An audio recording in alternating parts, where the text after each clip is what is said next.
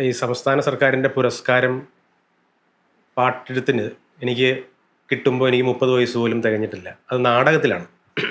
സിനിമയിൽ അത്തരം അവസരങ്ങൾ 2, 3 പ്രാവശ്യം ലാസ്റ്റ് റൗണ്ടിൽ വന്നു. നിലാവേ നിലാവേ നീ മയങ്ങല്ലേ എന്ന പാട്ട് ചട്ടക്കാരിയിൽ ലാസ്റ്റ് റൗണ്ടിൽ ഉണ്ടായിരുന്നു. ഇനിയും കൊതിയോടെ കാത്തിരിക്കാം, ഭാര്യ 1 മക്കൾ 3. അർദ്ധനാരിയിലെ പാട്ട് അവസാന റൗണ്ട് വരെ വന്നതാണ്. അപ്പോൾ എന്നേക്കാൾ വളരെ പ്രഗത്ഭരായ മഹാന്മാരായ ഒരുപാട് ഗാനരചയിതാക്കൾക്ക് സ്റ്റേറ്റ് അവാർഡ് ഇതുവരെ കിട്ടിയിട്ടില്ല. അപ്പോൾ അതൊരു വല്ലാത്തൊരു ഭാഗ്യമോ അല്ലെങ്കിൽ അതൊരു 4 പേർ തീരുമാനിക്കുന്ന ഒരു തീരുമാനമാണ്. ആ തീരുമാനത്തിൽ ഞാൻ പെട്ടിട്ടില്ല എന്നേ ഉള്ളൂ. സംസ്ഥാന സർക്കാരിൻ്റെ അവാർഡിനേക്കാൾ വിലപ്പെട്ടതായുള്ള ഒരുപാട് വലിയ പുരസ്കാരങ്ങൾ എന്ന് നമ്മൾ വിലമതിക്കുന്ന കുറേ അവാർഡുകളൊക്കെ ലഭിച്ചിട്ടുണ്ട്. ഇപ്പോൾ ക്രിട്ടിക്സ് അവാർഡ് തന്നെ എനിക്ക് 3 പ്രാവശ്യം ലഭിച്ചു. സംഗീത നാടക അക്കാദമിയുടെ സമഗ്ര സംഭാവന പുരസ്കാരം ലഭിച്ചു.